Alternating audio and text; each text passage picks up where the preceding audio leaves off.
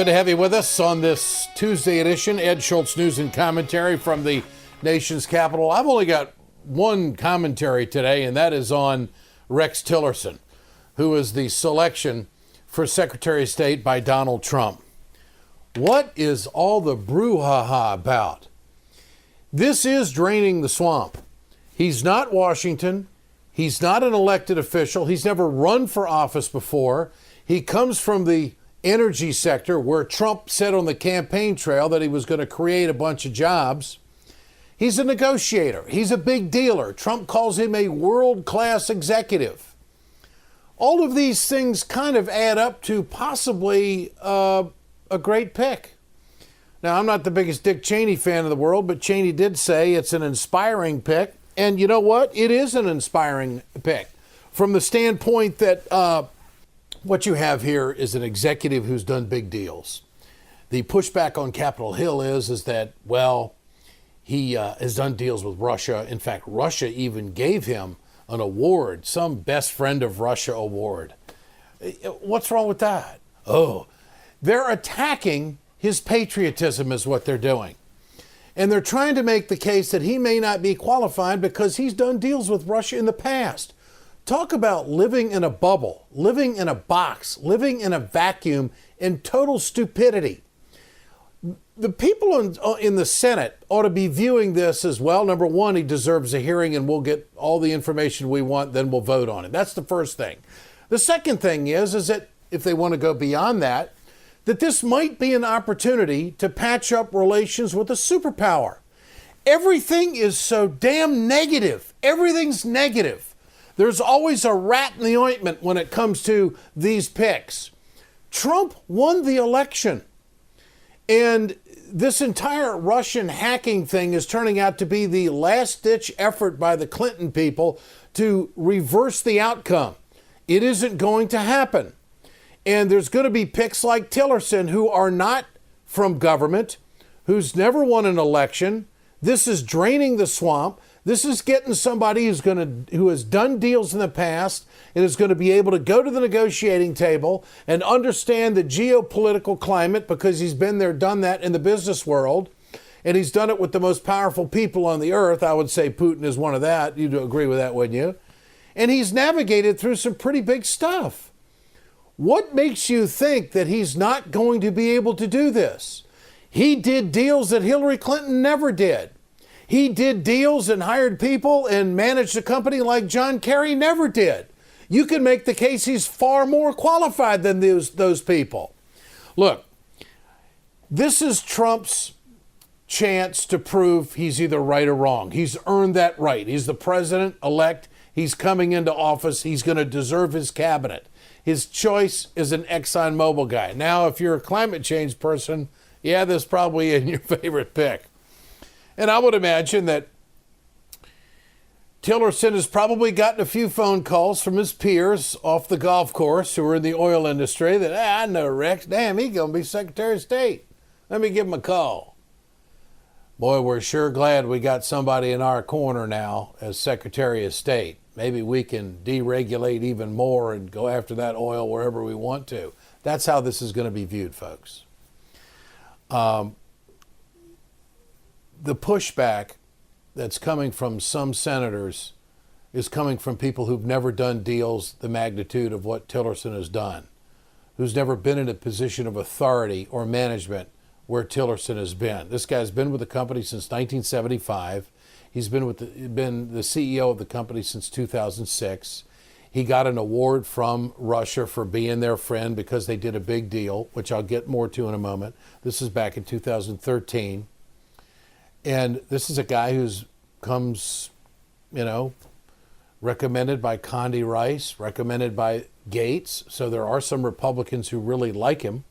And also Dick Cheney called it an inspiring pick. Here's one of the things that I think we need to ask of all of these senators who are pissed off that it's going to be Tillerson and it's going to be a tough confirmation hearing. We're going to really get after him. Where were you when he signed the deal with Vladimir Putin? Where was the criticism of the energy sector from the United States senators who were pissed off about this and concerned about it like you, Rubio. Did you ever complain about Exxon going on the northern slope of Russia to drill for oil when he did this deal with Putin? This helped the Russian economy, so I guess that makes him an enemy. I think it makes him an international world-class business guy that may be able to simmer the room when it comes to dealing with another superpower.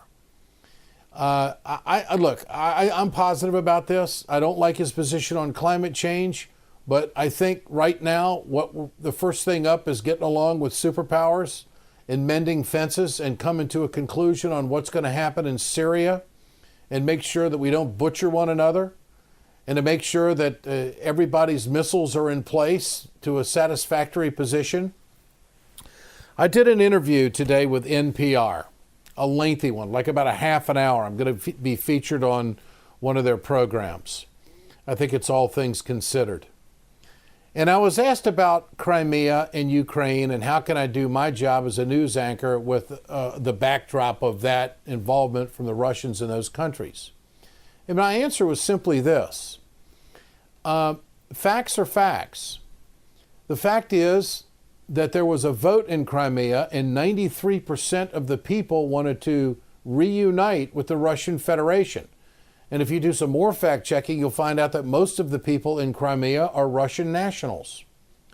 That's not reported very much. It's always reported as if Putin is a bad guy and a bully and a con man. And in fact, what did John McCain call him? A thug the other day on CNN. And they always hear about, well, they invaded Crimea. Not one shot was fired. Nobody was hurt.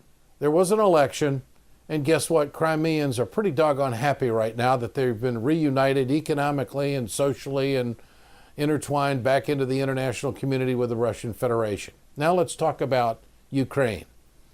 It is a fact that Ukraine, the state of, was butchering Russian nationals who had a different political opinion within that country. And it got so brutal that Putin intervened on behalf of these Russian nationals in the Ukraine. That too is being viewed as an aggressive move and being interpreted as if the Russians want to invade the world. You know, I hope that Tillerson can get in and smooth the waters on these issues and realize that we're not going to nuke them and they probably shouldn't nuke us. And that with further conversation, who knows, maybe Russia will end up a NATO nation. Maybe the United States can pave the way for better relations with those countries and Russia. But this is a pick that I think that could cool the jets in the room quite a bit. There's nothing better than a business deal to make everybody happy. And I think that Trump stayed right in his wheelhouse. He got a guy that's not Washington. He got a guy that's not government. You could make the case that this is kind of draining the swamp. And this is a new opportunity. Now, if you're, as I said, a climate change person, then you're swearing at me right now, and that's okay. But the fact is, we got to get along, and we've got to figure out these alliances for the betterment of survival of society and humanity. And not to put too much on Rex Tillerson's shoulders, but can you at least admit that it's a positive thing that he already has a dialogue with Vladimir Putin and the superpower of Russia? Can you just admit that, well, maybe things will change, that maybe the egos will leave the room for a moment and there won't be such a pointed conversation about the future, that we'll be able to smooth some things out? That's how I view this. And I think it's positive and it's worth a shot. The last time Marco Rubio went up against Donald Trump, he got his ass kicked. And if Rubio wants to be a national candidate in the future, it might be worthwhile to think about, well, I'd rather be on President Trump's good side than his bad side. Trump deserves this pick. It falls right in the wheelhouse of what he talked about on the campaign trail. Now, let's talk about labor for just a moment. What has labor had? Bad trade deals. Who's done deals before? Tillerson. He's a negotiator. This is a guy that may end up getting a better, stronger deal for American workers and negotiate major trade deals for the betterment of the American economy. He knows how to make it fair. He knows what's right and wrong. He's done it before. And so I keep saying that it's in Trump's wheelhouse, but Trump is doing exactly what he said he was going to do. He was going to bring in new, great people. Now, if this reporting is correct, Trump and Tillerson never met until he was recommended for Secretary of State by a number of former executives from the Bush administration and other administrations. Gates was in with Obama. And their recommendation to him was that, you ought to take a look at this Rex Tillerson. He's a big player on the geopolitical front. So Trump brings him in, likes him, they get along, they think the same way, boom. He's being recommended, he's his pick for Secretary of State. What does that tell you about Trump? That tells you that Trump's willing to listen. That tells you that Trump has got some judgment, that he's not living in this box or this vacuum. He's willing to be open to suggestions from people around him to just, let's find the very best person we can find to be Secretary of State. This is what I want. Let's see, I want a deal maker. I want somebody who's, dealt in the billions. I want somebody with a big scope of things, somebody who has gone face to face with world powers and done deals. Is there anybody out there like that? Yeah, his name's Tillerson. I say the American people ought to give this guy a shot.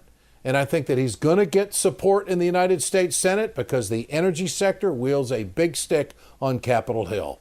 Ed Schultz, News and Commentary, brought to you by Communication Workers of America, Alliance for American Manufacturing, BioGreen Clean, and the iSave team.